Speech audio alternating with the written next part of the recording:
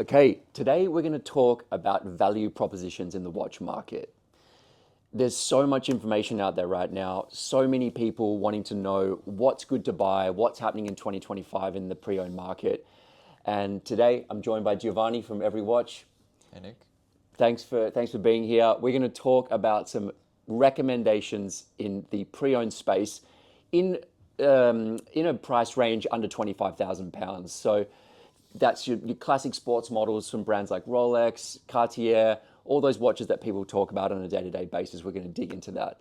So EveryWatch has put together a report on this specific topic, and we're going to relate it back to some of the options that we've sold on watch collecting and put together a bit of a list for you with some insights. So stay tuned.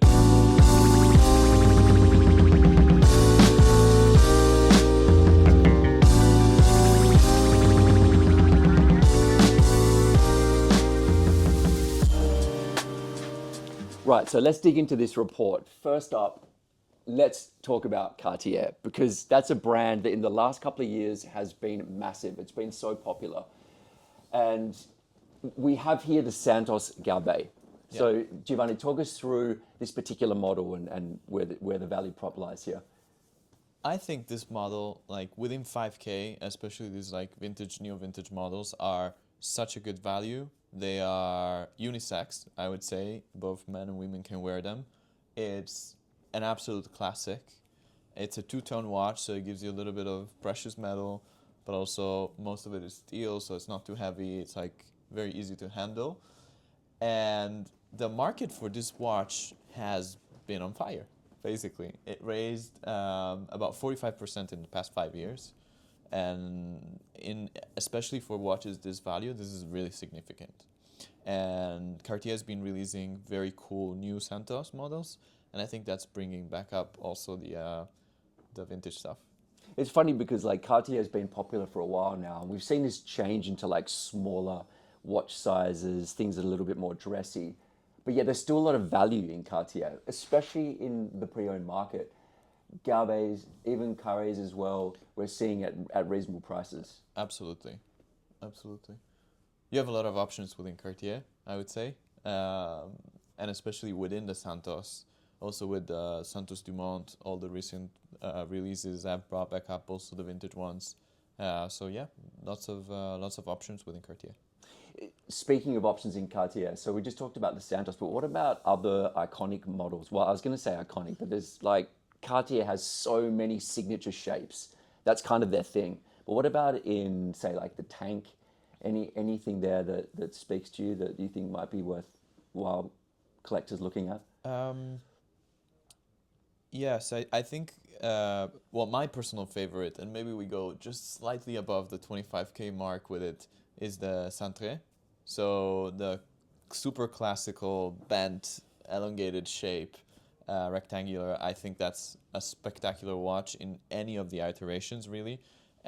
Super classy. You can see it on the wrist of super collectors like John Goldberger and all these like mega collectors. They have everything, and oftentimes you will see them wear Cartier, such as the Cintré. So I think that's a really cool one. And another watch that's been doing phenomenal in the market is the Baignoire. Ever since the release of the gold bangle one in the modern market. And it's interesting to see the trend with smaller sizes. I think for me personally, for men, it's a little bit small, besides the very initial London editions, which are quite big. But one that I like is the Baignoire Allongé, so the actual big one. And one, we go way above 25K, but a beautiful one is the Maxi Oval. That's fantastic as well. Yeah, the price range on Cartier is massive as well, right? And I think about models like the Pebble, like the Crash that are selling for high numbers. But when we come back to models like the Santos, like we've had quartz versions of two-tone Santoses selling a watch collecting for £2,000, which for a brand with that much history and a model with that much, it's like it's so recognizable. For me, that's such a good value proposition. Absolute safe bet. Yep. Speaking of which, and in that type of shape, the Reverso. Absolutely. I mean, sorry. Such an elegant watch. It's so elegant, and it's such a signature shape as well for JLC. And if you were to list like the top 5 shapes in the watch world that are the most recognizable, I feel like Reverso's got to be in there. Has to be in there. Yeah, 100%. absolutely has to be in there. And I think when we're talking about value propositions, Reverso, there's so many at really reasonable prices. Absolutely, you can really have fun, and they start, again, around £2,000 for the men's-sized steel version. There are many dial color variations. My personal favorite, they're a little bit more expensive, is the two-faced ones, so that you basically. Actually, do you know the story behind the Reverso and how it was born? I do. I feel like it's one of the most fabled stories of the watch world. And Exactly. I think JLC loves to talk about Yeah. that. And a lot of people like to recall. So basically, it's the polo, right? They were used for polo. So the backside of the watch is actually metal. It's not. It doesn't have the movement or to shield from the hits of the ball, basically. And in recent times, JLC made them such that the watch has two faces, so it has two dials, oftentimes day and night. So one is white and one is black, and I think they're so fun. Or two different complications. So on one side you see the tourbillon, and the other side you have a moon phase. So I think it's absolutely fun, and still in a very iconic shape. So lots to choose from, but definitely the entry level it's an absolute incredible value proposition. And again, this is another watch that raised 75% in the past 3 years. That's better returns than the stock market, basically. Yeah, it's crazy. And to go back to those simple time only models for a moment, we've sold a few quartz versions of the Reverso for sort of £1,500, £2,000, which to access such a signature shape in the watch world, I think it's such a good value proposition. But I'm with you. I love the duo face. I think it's so nice that JLC worked out a way of reinterpreting that swiveling case. It's not so much relevant in the modern day for polo players, but they've managed to bring that into the modern day by essentially offering two watches in one. And a lot of them have dual time capability. So it's like such a great way to go traveling. You flip the watch over. It's got a new personality or in a new time zone. I love the way they did that. All right, let's keep going. Let's talk about Breguet. Yeah, that's a great one. Absolutely. So Breguet has been absolutely killing it in the market in the last year or so, I want to say. There's so much interest in their new vintage models, like this 3300 VA that we have here. Incredible results, again, like raised over 50% in the last 10 years. And most of the growth came in the last year alone. So really interesting to see how that's evolving. Breguet is definitely bringing out new releases that are amazing, and that's bringing in more collectors that are new to the brand and leading them to explore the great value proposition in the market. And I mean, moon phase, Breguet, beautiful manufacturer, extreme levels of craftsmanship for $8,000. Sign me up. I think it's worth saying as well, it's the 250th anniversary of Breguet this year. Exactly. And Swatch Group has really invested a lot of money in bringing Breguet back into the collective consciousness of watch collectors, right? Yeah. And I think it's really highlighted for a lot of people that there's so much value in pre-owned Breguet. And we've seen it on watch collecting. We've seen some amazing pieces selling at really reasonable prices. And I think if you're a collector looking for something interesting, something with amazing craftsmanship, like you mentioned, and something with really unrivaled history, Breguet is such a great place to be looking right now. Across the board, all models. I think it's just as a brand, it's such a good place to be looking as a collector. I agree, and it's one of those watches that will always be interesting, no matter which collector circle you're in. Even if there are super important watches and you show up with a Breguet, you'll get some very good recognition. Instant kudos Yeah. for Breguet, for sure, no doubt about it. What else have we got? Ah, yes. One thing that we wanted to talk about was the OysterQuartz. This is a huge Absolutely. one for me. This is massive. Emily Marsden and I did a video on quartz watches in general a few months back, and we spent quite a lot of time talking about the OysterQuartz. OysterQuartz. Yeah, it's such an intriguing part of Rolex history. It's like this like time capsule that's never been repeated since. Rolex using battery powered movements, and I think when you look at the market for OysterQuartz, to me they feel incredibly undervalued. 100%, and they are still undervalued even though Rolex has brought out the Land Dweller, which is basically a re-edition with an extremely innovative movement, right? So it's not quartz, it's a super innovative escapement mechanical movement. But I think retail prices start around 15K for that watch in stainless steel. And you can get in the secondary market an OysterQuartz in yellow gold for 10. What a value proposition. Yeah, it's like you're getting access to where the design inspiration from the Land Dweller came from at a fraction of the price, which, and I would argue, is just a cooler watch. It's a piece of Rolex history. Yeah, I love that piece. In fact, there's anything OysterQuartz, whether it's the date 8, whether it's date just, two-tone, full gold, steel. I love the OysterQuartz. It's special. There's lots of variations in the bracelet also. So very interesting to also see that. I think there's like at least 4 different bracelet variations that you can go for. One that looks like the president, like this one that looks like the Datejust. There's one with solid links. That's typical of the OysterQuartz. So I think they're a lot of fun, honestly, and lots of variations, big price range also to choose from. So there's one for everyone. Interesting watch. Let's jump to the Calatrava 96 now, because I think Patek Philippe, everyone knows about the brand, and they also understand the market hype around their sports models.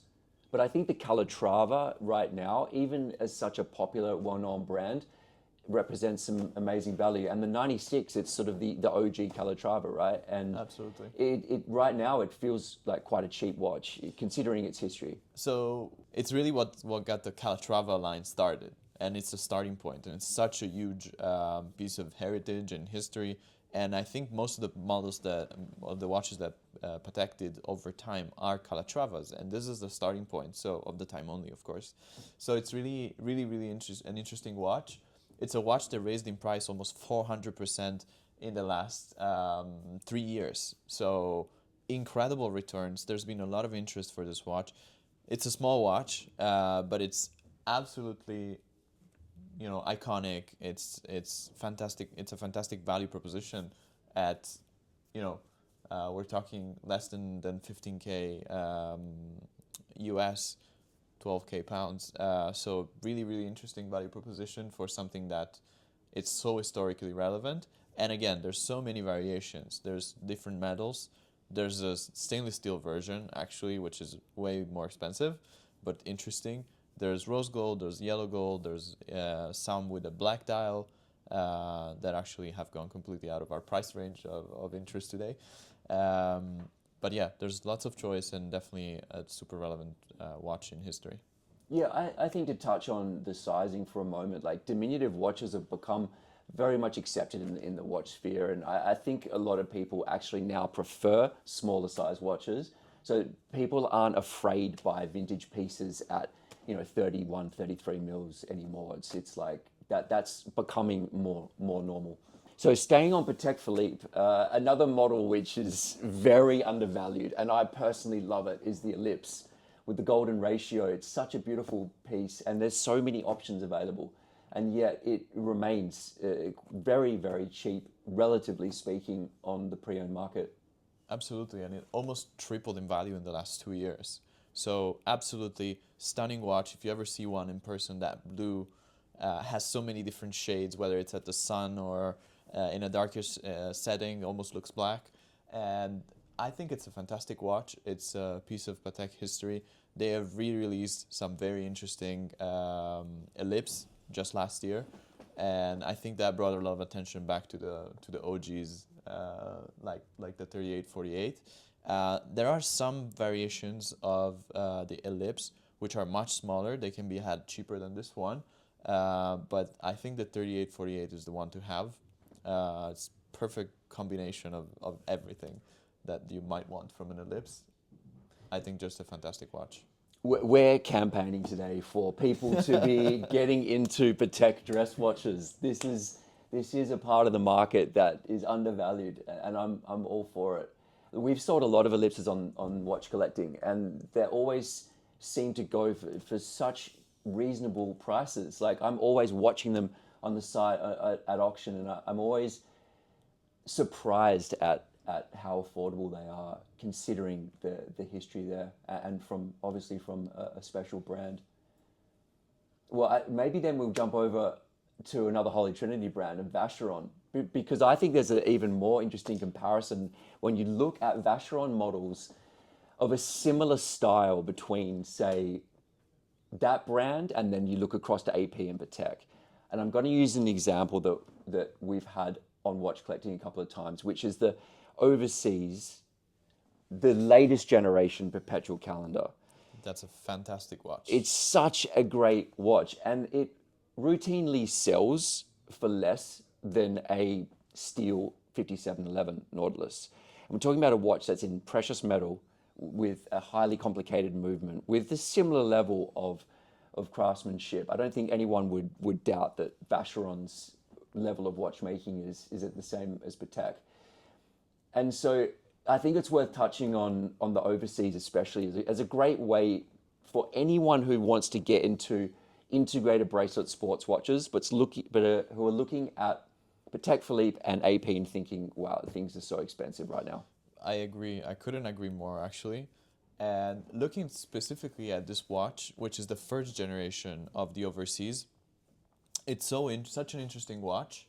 And so overlooked, because at the end of the day, all the Overseas value propositions are great, but for 20K you can have the modern generation, which I think is the third potentially, in stainless steel, or you could have the first one in gold. Yep. You know, you're talking about almost the same watch, right? The same generation, same heritage and lineage, just the original one, and it's been performing extremely well in the market as well recently, because I think they're tremendously undervalued and people are starting to realize that. Just great value and such a great watch. And I think what I personal taste, don't like too much about the modern Overseas is they're a little bit too big, and I feel these are just the perfect size. They are 37, so I think they fit just perfect on the wrist. I think also people are starting to realize or being reminded of Vacheron's watchmaking credibility. This year, I think 270 years old Vacheron just produced the most complex wristwatch ever invented. Like, they're a serious watch brand, and they deserve more attention, and they deserve to be at a level with AP and Patek in terms of pre-owned values. So yeah, I think that's a really good one for people looking to get into integrated bracelet sports watches in that Holy Trinity space, no doubt about it. Couldn't agree more. Now let's switch up to another brand from the Holy Trinity. We've talked about them, but the Royal Oak, and specifically, Nick, I think your favorite, 33 millimeters. Yes. Royal Oaks. I'm glad you brought that up, because I think everyone knows that the Royal Oak is super hyped. It's very well known. There's not a lot of bargains in that space. However, 33 mil quartz Royal Oaks are where it's at. And we just spoke before about diminutive watches and people being a little bit uncomfortable. Maybe guys feel like it's a little bit small. Let me tell you, 33 mil Royal Oaks wear so incredibly well. And I feel like it's a best kept secret in the world of AP. I couldn't agree more. I think I've had the chance to try on this very watch together next to the Patek 3800, which is a Nautilus in 37.5 mm, they're literally the same size. They feel the same on the wrist, okay? So absolutely best kept secret of the industry. Royal Oaks in 33 are fantastic. And my favorite is actually this one because it's in tantalum and stainless steel. And tantalum, it's a material, it's a very heavy metal, kind of like platinum, that it's way harder to machine than platinum. And actually, AP still does some very special watches in tantalum also today. However, they are not equipped anymore to treat those materials as they were during this period. And so it's such a rare watch. It's a limited edition of 2000. And I think tremendous value if you think about what it is. It wears super well. Yes, it's quartz, but it comes with a perk that it's extra thin. Not even the jumbos are this thin. So I think all in all, it's a great value proposition. Yeah, I don't have any issues with a quartz Royal Oak at all. And I think that's another thing that perhaps puts people off about the 33mm version, to the point where we sold a 33mm quartz Royal Oak recently on the site for under £6,000. And, you know, it's like if you're looking for that classic design of the Royal Oak at a price point that's below like a stainless steel Rolex sports model, for example, that's where people should be looking. I think that's just an unsung hero of the Royal Oak range, and one where people can find serious value. Couldn't agree more. Okay, and I really want to talk about this watch because I think it's a very strange proposition in the Patek Philippe catalog. It's this weird blend of dress and sport. No one really knows what to make of it, but I think below the surface it's actually a very special watch, and that is the reference 5085 Neptune. I agree. It has the same movement of the 5712, and in fact the dial layout is actually it's actually the same, right? It's the same watch, same movement. It's also a stainless steel integrated bracelet watch. I would say that the bracelet is super interesting. It looks like a bit of rice bracelet. As you said, it looks like a dress watch, but it's really not. It's meant as a sports watch. And again, this is a great value proposition if you're looking for some Patek Philippe sports model in stainless steel, other than the Nautilus or an Aquanaut, which are both way more expensive than this. It's a great entry point. I'm glad you mentioned the steel as well, because I forgot to say that, but it's like, it's also in a metal that Patek Philippe rarely uses, which is steel. And people love the Nautilus 5711 partly because it's predominantly produced in steel. And to me, that's another selling point of the 5085. And once again, when I look at the history of sales on watch collecting, we routinely sell these for under £10,000, which I think, considering the complication, like you mentioned, same as 5712, it's in steel, it's versatile, it's sporty. I think this one is definitely an unsung hero in Patek Philippe's catalog, without a doubt. Yeah, and I mean, it raised over 80% in value in the last 10 years, and most of which happened in the last 3 years. So definitely in the up and up. I think there's not many of this watch around. Wasn't a favorite, right? So, but many times these watches become the most collectible ones. So let's see. Yeah, that's an interesting start as well, just to know that in the last few years it started to really climb. As I think people, rightly so, have realized that the Neptune is actually quite a cool piece. Cool. I mean, that feels like a good place to wrap up. I hope you've enjoyed all of our insights here. There's been some really cool watches that we've highlighted, but let us know, is there anything we've missed? Is there anything that you think deserves to be a value proposition recommendation right now? Jump in the comments, let us know. We look forward to reading and replying to those. But thanks again, Giovanni, for joining us. Thank you, Nate, for having me. And thanks for going through this report. There's some really interesting stuff in there. And thanks again for watching. We'll be back soon. Take care.